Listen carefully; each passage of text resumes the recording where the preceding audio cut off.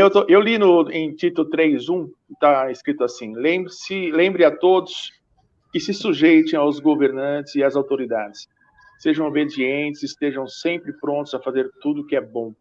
Não caluniem ninguém, sejam pacíficos, amáveis, mostrem sempre a verdadeira mansidão para com todos os homens. Mas a primeira parte está dizendo lá no versículo 1, realmente sejam sujeitos aos seus governantes, às suas autoridades. Nós estamos entrando em período de eleição agora, né? E isso sempre vem à tona, sempre vem arraigado, né, na verdade, esse texto, que a gente tem que ser sujeito à nossa autoridade. Qual é o limite, qual é a forma, o que é que você... Da mesma forma que o Fernando orientou a gente agora, em relação à questão de contendas, de forma que você orienta a gente a entendermos essa sujeição a autoridades, por favor.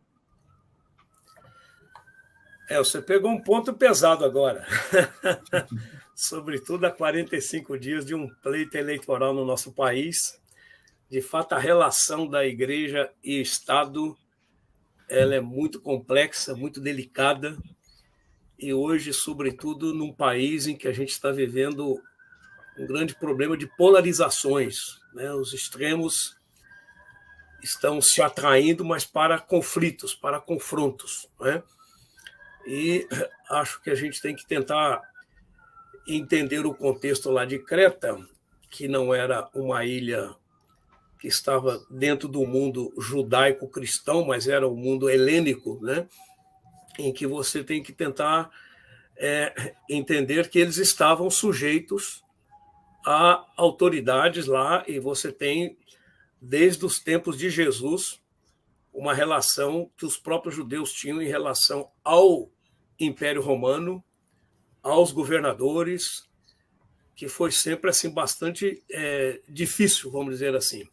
Por quê? Porque os cristãos tinham um grande problema. Quando César dizia, eu sou o Senhor, os cristãos não conseguiam obedecer, no sentido de se prostrar diante da estátua do imperador para dizer Ave César, que César é o nosso Senhor, e usavam o contraponto de dizer Jesus Cristo é o Senhor. Esta postura custou o sangue de muitos cristãos, e a carta aos Hebreus fala até de homens dos quais o mundo não era digno, porque alguns sofreram torturas de toda sorte, a ponto de serem serrados pelo meio, decapitados ao fio da espada, etc., porque não se curvavam à autoridade. Então, ali você tem uma relação que eu diria assim, de extremos.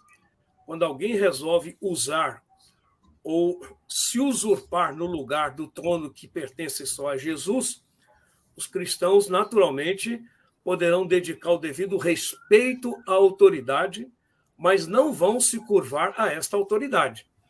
Porque, para nós, Deus é não apenas único, mas ele é o absoluto. Ele é o Senhor absoluto sobre todas as coisas.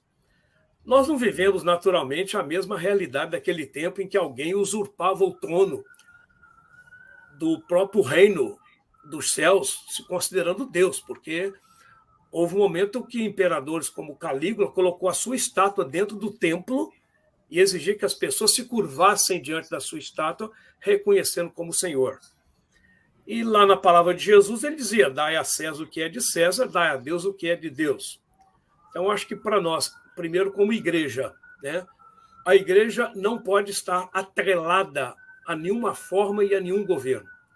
O Estado, nesse aspecto, é laico, nós valorizamos isso, e entendemos que qualquer atrelamento da igreja com o Estado roubará da igreja a sua independência, a sua autonomia e até a sua missão profética. Porque quando olhamos, por exemplo, alguns profetas, eles se rebelaram contra os próprios reis e foram obrigados a colocar o dedo no nariz do rei que queria usurpar o trono de Javé. Então, alguns foram até também executados.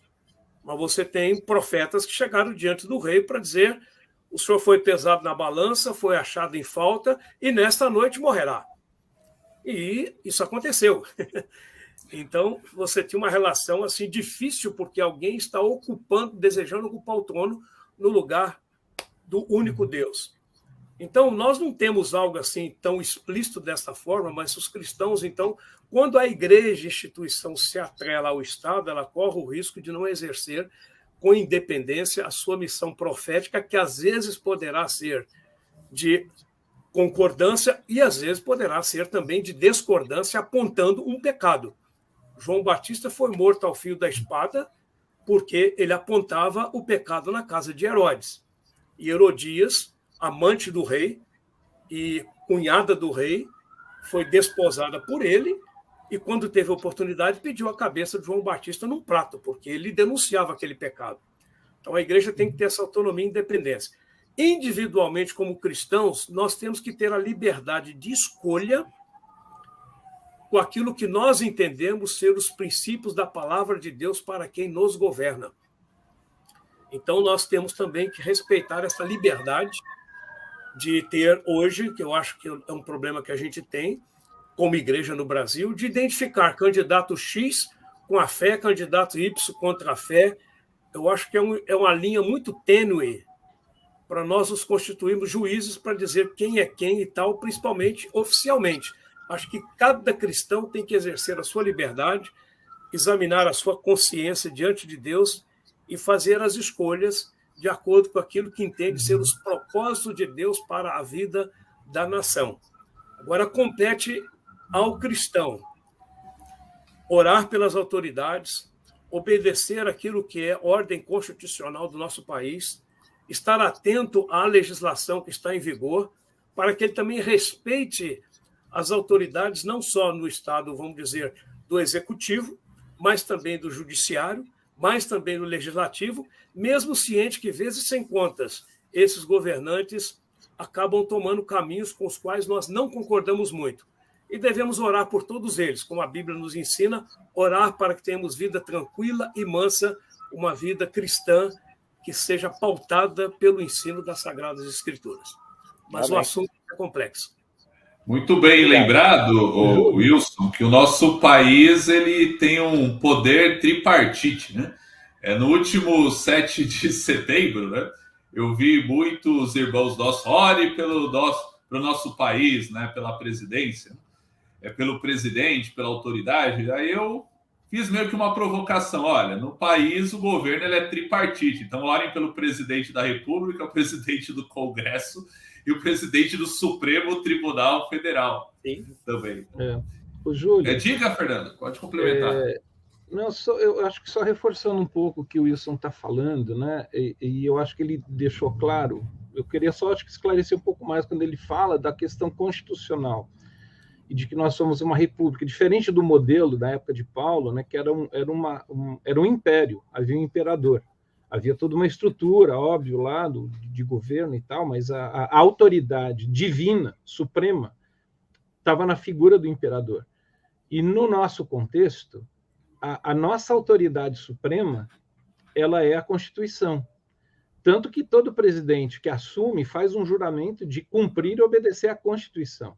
Né? Então, eu acho que é interessante essa não personificação, conquanto haja uma pessoa que assuma esse cargo, mas essa pessoa que assume esse cargo faz um compromisso diante da nação, uma vez que ele faz lá no Congresso, né, na Câmara dos Deputados, que representa o povo, o compromisso de obedecer à Constituição. Então, acho que tem essa relação. Mas aqui no texto, acho que tem uma coisa que é interessante, porque que ajuda a nortear, e acho que é isso que o Wilson também colocou. Lembre a todos que se sujeitem aos governantes e às autoridades, que sejam obedientes e estejam prontos para toda boa obra. Eu acho interessante que isso está na mesma linha. Estar pronto para toda boa obra, que para mim está relacionado com essa questão de se sujeitar à autoridade e ao governo, ao governante, desde que isso representa algo que está ligado a uma boa obra, algo que é bom, algo que faça o bem, algo que está ligado com a justiça, com a verdade, com aquilo que estabelece os padrões, vamos dizer assim, o norte de uma sociedade que vai implicar em justiça para a sociedade. Né? Então, eu acho que tem essas questões, porque tantas vezes nós lidamos com as autoridades, em qualquer campo que for aí desse poder tripartite, Júlio, com autoridades que perderam a sua autoridade, na realidade, né? Por não estarem cumprindo aquilo que se espera delas no sentido do direito. Nenhuma delas foi eleita para ser imperadora, né? Isso, exatamente. Não, e às vezes uma coisa que eu acho que é interessante é também da coerência. Então, assim, precisamos orar por tal autoridade. Joia, quando a autoridade era outra, orávamos? Então, é essa a questão, né? Quer dizer, há uma coerência no sentido de que o discurso é o mesmo, de orar e de respeitar. Mas uma coisa que eu acho também interessante no texto de Tito, Júlia, é o fato de que a palavra soter, que era um título dado ao imperador, ela aparece 6 vezes em Tito. E, se eu não me engano, é das cartas paulinas onde mais aparece essa expressão, soter, que é Salvador. E que Paulo faz tanta referência a ela se referindo a Deus ou a Jesus Cristo. E acho que tem a ver com um pouco desse tema que nós nos submetemos, nós obedecemos às autoridades, às leis, mas há um compromisso maior de todos, que é o compromisso que se tem com Jesus Cristo, né? Que é o Salvador, que é esse título que me chama a atenção isso. Por 6 vezes, numa carta tão pequena, Paulo faz essa referência, tanto que nas outras cartas não aparece tantas vezes essa expressão. Para mim, isso estabelece esse vínculo de fidelidade, de obediência, né, a Jesus.